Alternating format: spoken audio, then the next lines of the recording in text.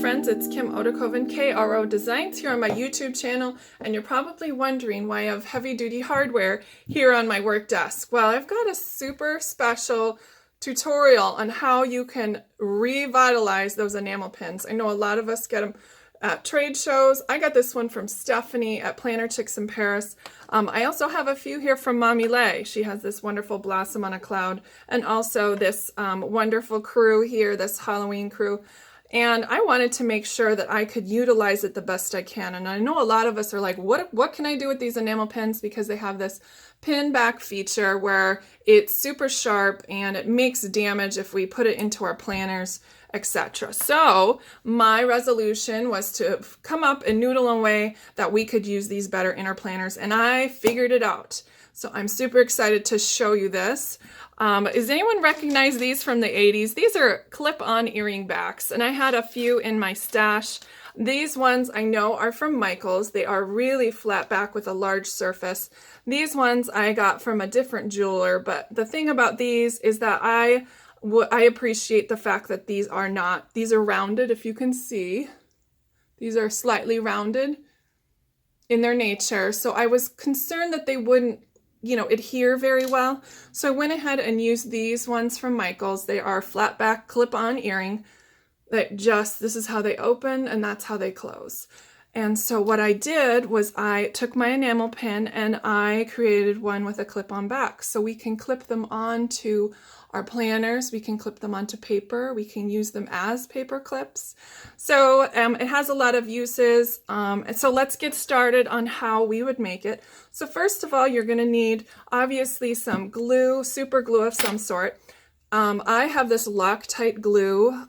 This is just what I had lying around at the house, but any super glue would work.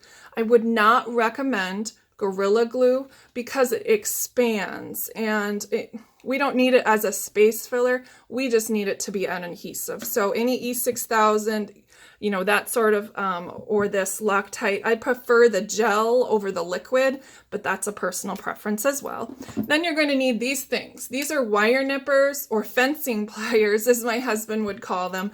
They are pretty substantial. They do a fantastic job at nipping off the back of it. And yes, this is a permanent change, so you have to be willing to go with the flow on this one.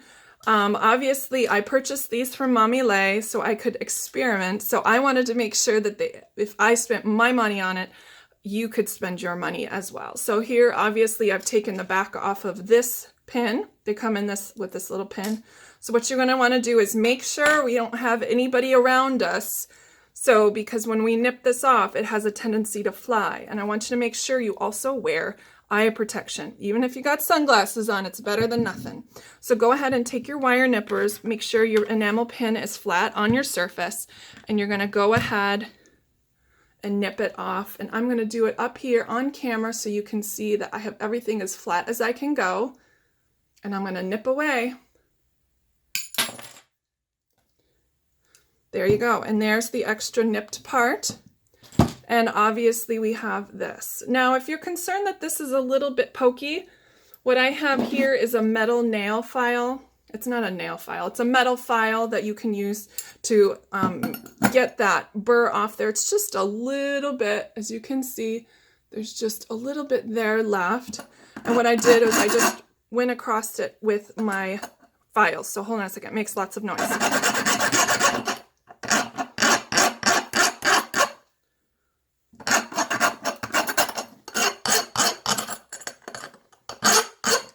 Now, if you don't have a metal file, that's fine. I just wanted to get rid of it so it's not quite so pokey on the back. All right, on to the next step. Well, the next step couldn't be any easier. What you want to do is make sure you have your earring back and you also have your enamel pin. And you're going to take your earring back, and I like to make sure I put the glue on both the earring back here and also the enamel pin. The thing is with enamel pins, like I had with this one for Stephanie, is you want to make sure that the attachment is going up and down. In this case, I can clearly see what is the one that where it goes up and down. And of course you won't be able to place it exactly in the middle where the enamel pin is, but it's pretty darn close. And so I want to push down just a hair. I don't want to push it down all the way. And the reason is the more you push down, the more the glue seeps out the sides.